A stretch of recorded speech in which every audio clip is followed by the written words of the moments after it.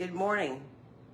It's been a minute, and it may take a while for someone to realize that we're on here. So I'm going to give you just a minute and see if anybody decides to check us out this morning. It's not been a long valley, but it's been a valley, and God is bringing me out of it, and I'm so thankful for your prayers. I was diagnosed with bacterial double pneumonia and spent, I think, 4 nights in the hospital, but I persuaded them to let me come home last Friday, and God is continuing to do a work in my body and strengthen me. It's been a little slower than what I anticipated. Who's that? Morning, Brenda. I'm much better. I'm much better. I'm coughing very little. I take some spells coughing, and my oxygen level yesterday went all the way up to 95, which is awesome. When I went in the hospital, my oxygen was 81, and I had to wear oxygen the whole time I was in the hospital until excuse me, the last day. I told them I wanted to see how well I could do without it, so they weaned me off of the oxygen, and so God has touched me, and I give Him all the honor and glory and praise for that. And I'm just moving a little slow, a little weaker than what I would like to be, but that's okay. I'm moving, and God is helping us. I did not know how sick I was until I gave in and went to the hospital, and they said, you're a pretty sick lady, and it's a good thing you didn't put it off any longer.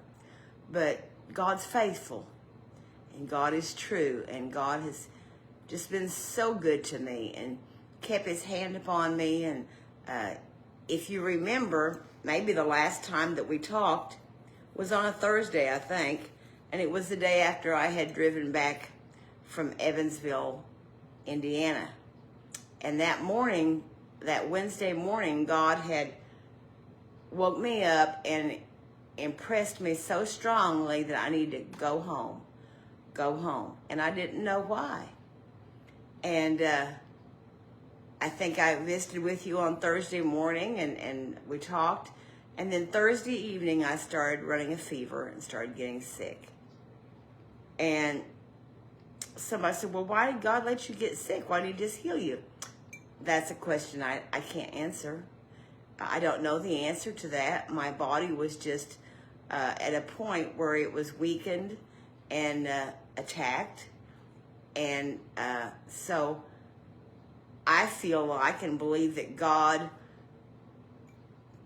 pushed me or impressed me so strong to go home because God saw what I was facing in the next few days, and I needed to be home, not 600 miles away from home.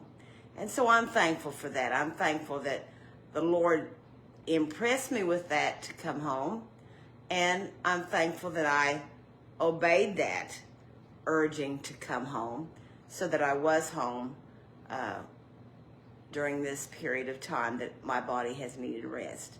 And so God is faithful. And, for several weeks now, I've been delving into Habakkuk. We've talked about some things in Habakkuk before, but I want to talk to you this morning for just a few minutes. Don't think I'll be on here very long, but for just a few minutes, I want to read from Habakkuk chapter 1 and see if we can pull something out of here. It starts off with saying, the burden which Habakkuk the prophet did see. This was his burden. O Lord, how long shall I cry, and thou wilt not hear?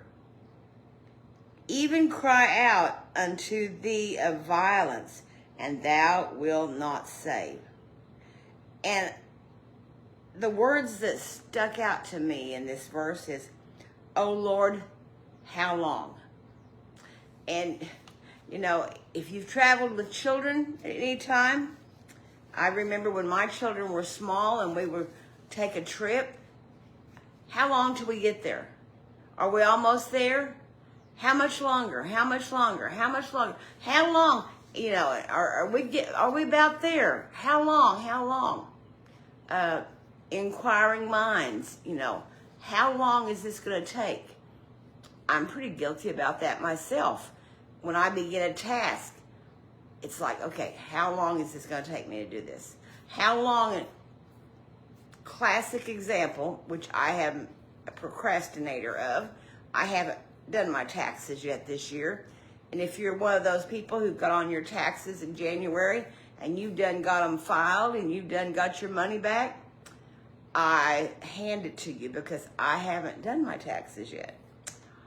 But when we do file our taxes, most of us, the first question is, how long will it be before I get my refund? How soon can I get it? We don't want to wait. How long will it be? That's one of the reasons that I generally travel with my GPS up on the screen. Sometimes when it's places that I know exactly how to get there, I don't need the GPS, but down there across the bottom, there's a little place that tells me my estimated time of arrival, my ETA.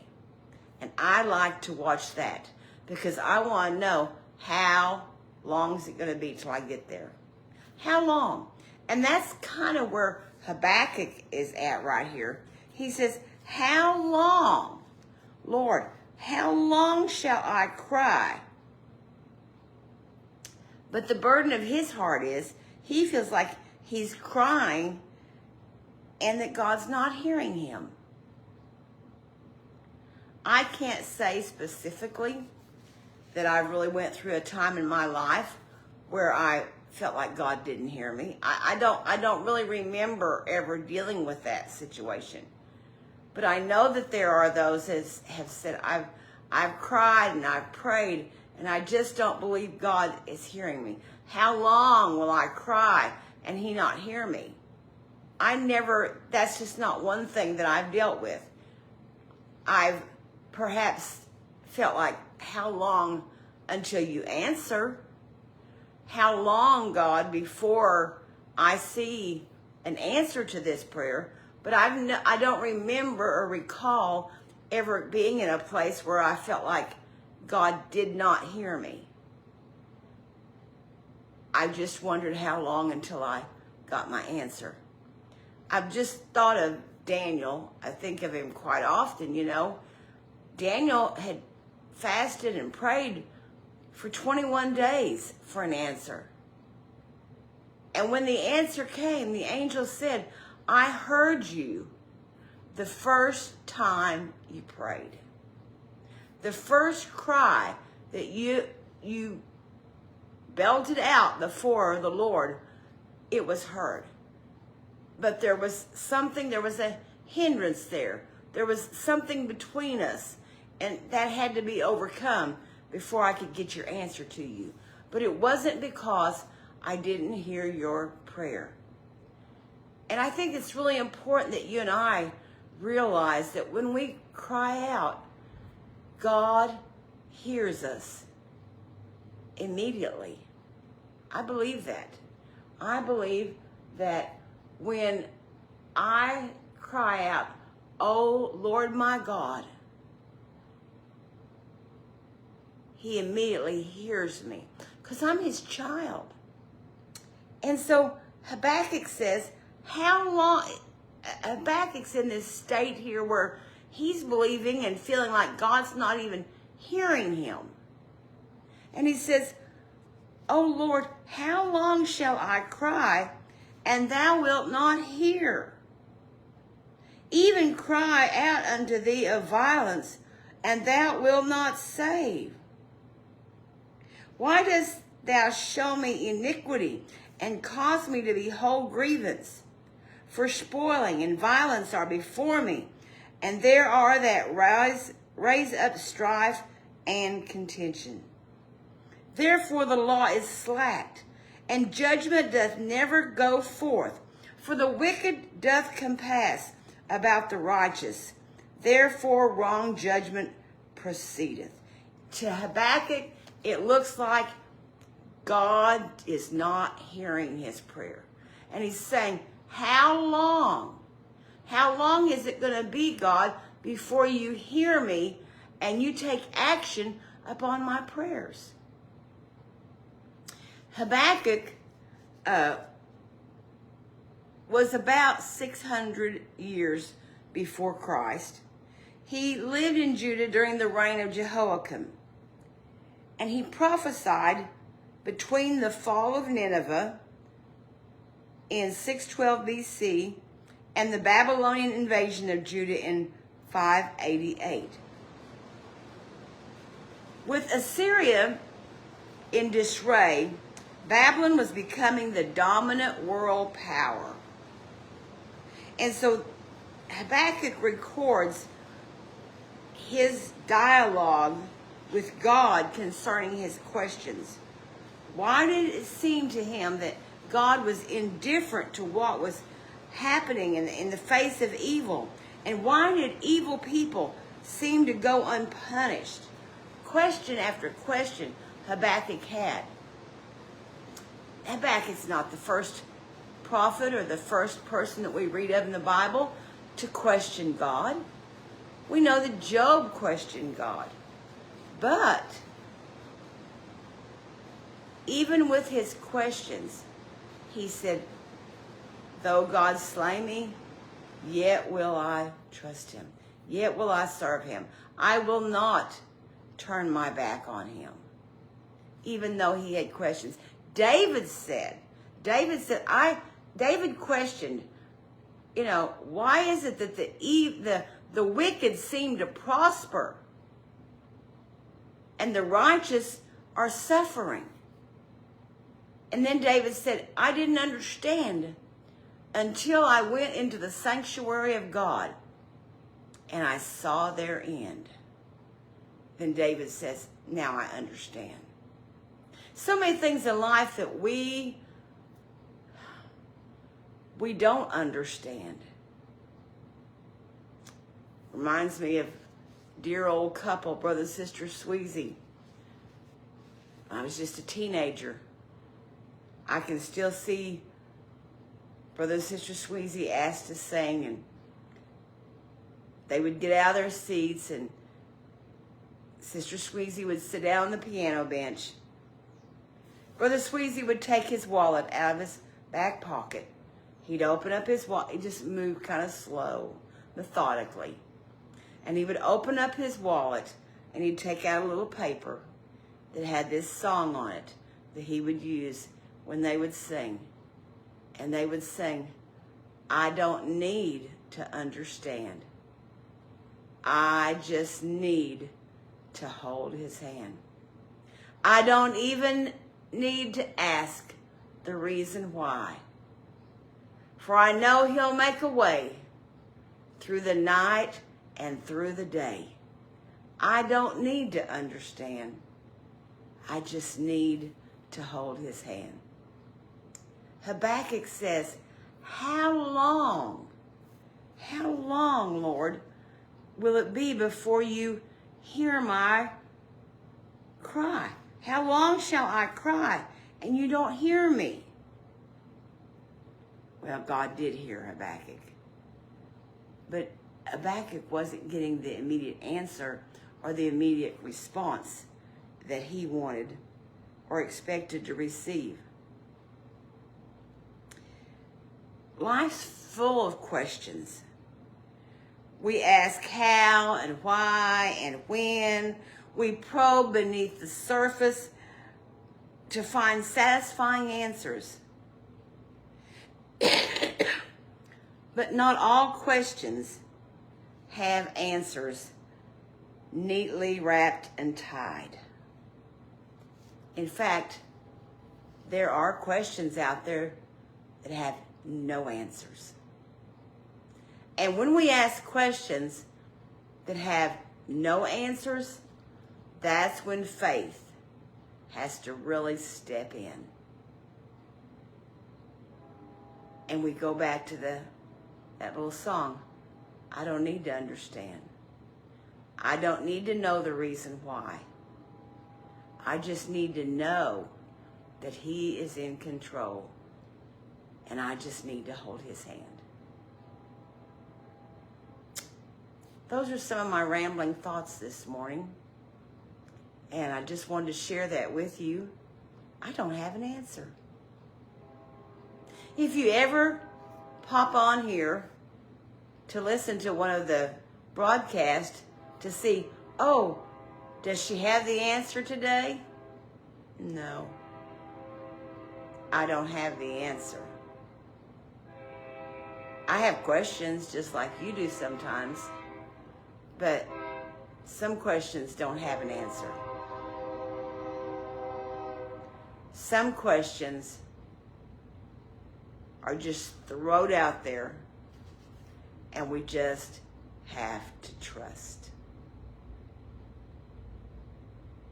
You see, when I start on a trip, it's always funny. My ETA, let me just give you an example. When I left Evansville, Indiana, and I started home, my ETA was about 7 hours.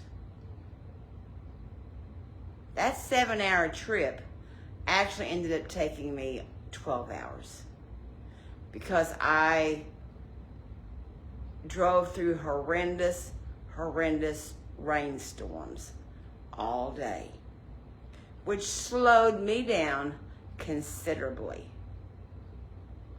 causing me sometimes to just have to stop and kind of wait it out a little bit for it to slack up because it rained so hard I couldn't see.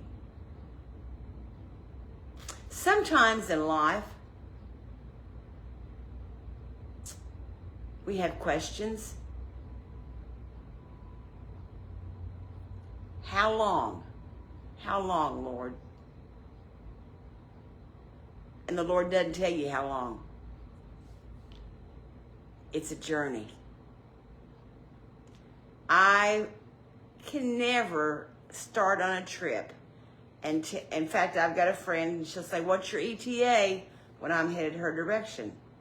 And I hate to even tell her what the ETA is on my GPS, because that's not going to be when I get there. That's not allowing for gas stops. That's not allowing for me to stop and go to the restroom and get something to drink.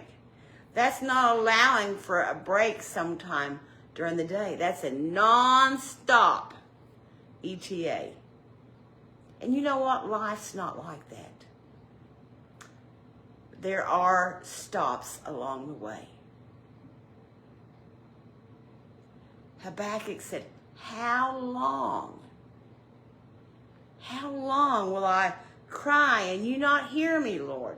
How long will the wicked prosper? How long? There wasn't an answer for it. Habakkuk just had to trust God. He just had to trust him. So if you're going through something today, and in your heart, in your mind, you're saying, God, how long is this trial going to last? How long is this valley? How long until I see the answer to my prayers? There's not an answer, really. I'll tell you how long. Until he answers. I thought of a little course last night. Till the answer comes, you got to keep praying. Till the answer comes. I can't remember the rest of it. Till the answer comes, you got to keep praying. Keep praying till the answer comes. How long? I don't know. Keep trusting. Keep believing. Get our eyes off the clock sometimes. How long? That seems to be the cry of Habakkuk. How long shall I cry? How long?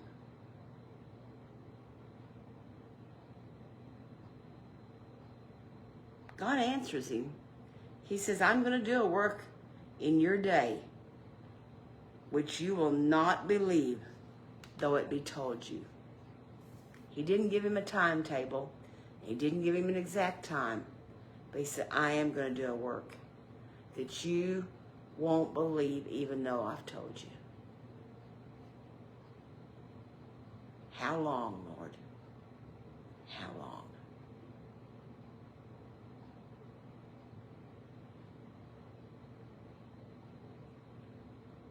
I want to encourage you today. When that question rises, and it will. Lord, how much longer do I have to put up with this? Lord, how long before you give us an answer? God, how long until you bring victory? God, how long till you send deliverance?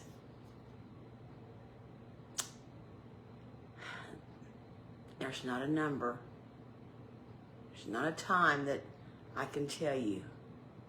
But I can tell you, he will do a work if you just keep trusting him.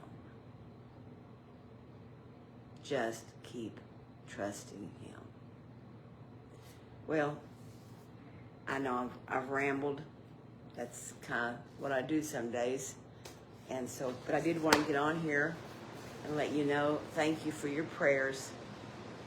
And from the very beginning of the onset of this double pneumonia, one song has rang out in my mind. I'm going to walk right out of this valley, lift my hands and praise the Lord. Ain't going to let old Satan get me down, down, down.